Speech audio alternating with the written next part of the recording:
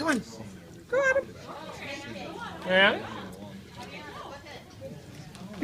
So Connor. Come on over for a minute. I want to show you something. A little horse today from yelling at my reindeer.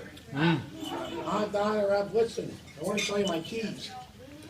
I have some special keys to the North Pole I bet you never saw. Let me show you.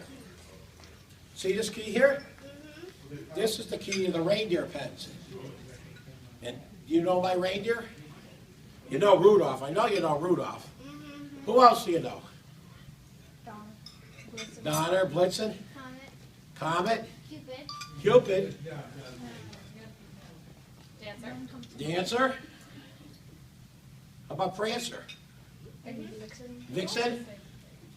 Do we say Comet? Yeah. She said it. She said it. And Blitzen? But you know that I have a lot more reindeer than that? Those are my main reindeer, but I have a herd of about 500. And they run free up the North Pole, and I select certain ones to see if they can fly, because not all the reindeer can fly. Only certain reindeer can fly. So I always keep a couple of replacements around in case Donna or Blitzen gets sick, so that I have another reindeer to pull the sleigh. So, and we only fly on Christmas Eve and Christmas Day.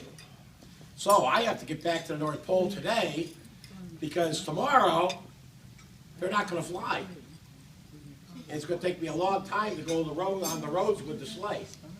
So I have to get back. Otherwise, if I come down to visit people when it's not Christmas, I usually take a snowmobile, get to the airport, I usually rent a pickup truck, and I drive to where I'm going. Because my reindeer only fly. A lot of people think my reindeer fly other times of the year, but they only fly on Christmas Eve. Let me show you the rest of my keys. This key is to my trade room. Why not? I have a room a little bigger than this that's full of trades. But I have to keep it locked most of the year because my elves, when I'm not there, go in the room and fool around with the trades instead of working. I left it open for them for Christmas. So it's open right now. They're probably up there playing with the trains. I give them a couple weeks off. And then we have to start looking to start to make more toys for next year. And you know what the hardest ones are to make? What? So many boys and girls ask me for Xboxes and all these expensive electronic things. Do you know how long it takes us to make those toys? They have all little electrical parts inside, and it takes my elves a long time to assemble all these toys. So a lot of boys and girls ask me for those things, and I never can promise them because so many boys and girls want them.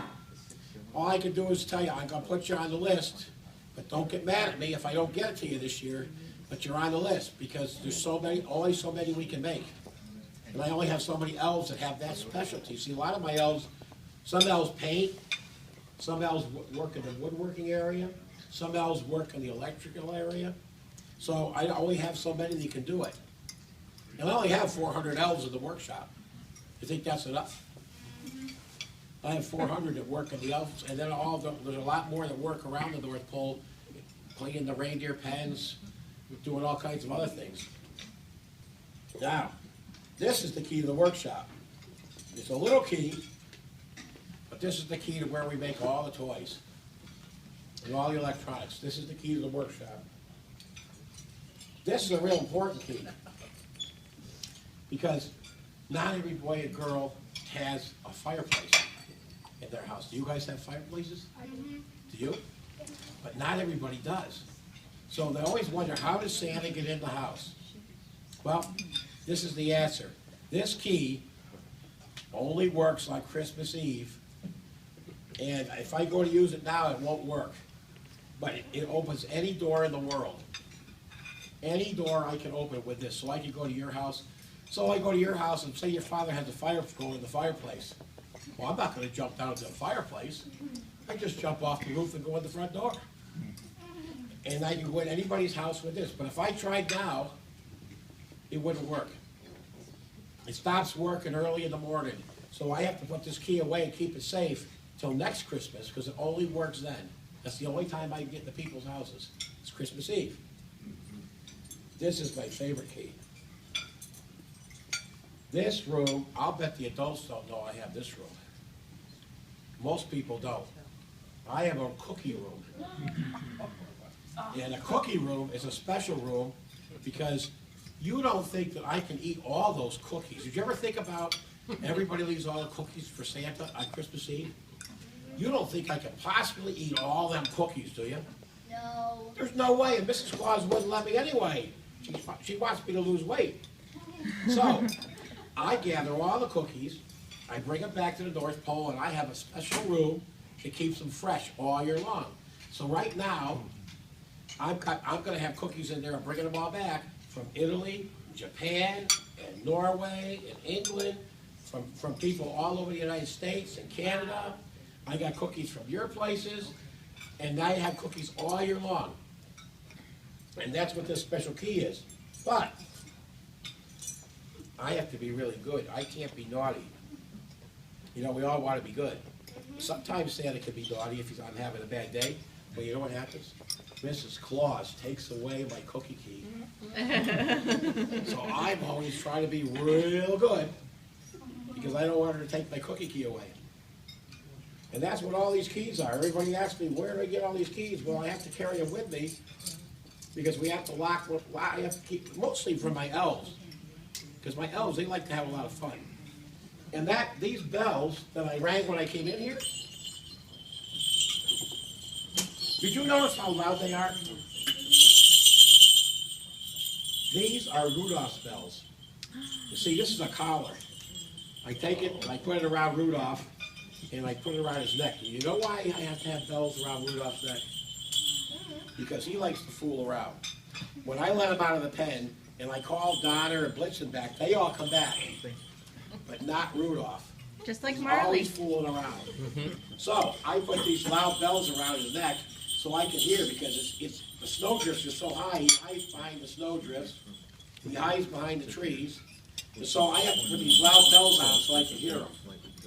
So I usually bring them here, so when I come into a place, everybody knows I'm here, because hear how loud they are? You almost hurt your ears, don't they? You've never heard bells like that, have you? And this is his collar. So just wanted to show you that. Can I have that? Hand me that. In my pouch here, I'm going to give you each one. I have a special coin for each one of you. Now these coins are actually magical. Okay? I'm going to tell you how. You get a gold one? And what color would you like? You want a pink one too? Okay. Now, these coins are the York coin, magic coin. The elves at the North Pole right now know that that's your coin, and that's yours, and that's yours, and that's yours. And it says, you've been caught being good by Santa. Oh. And you see the smiley face on it?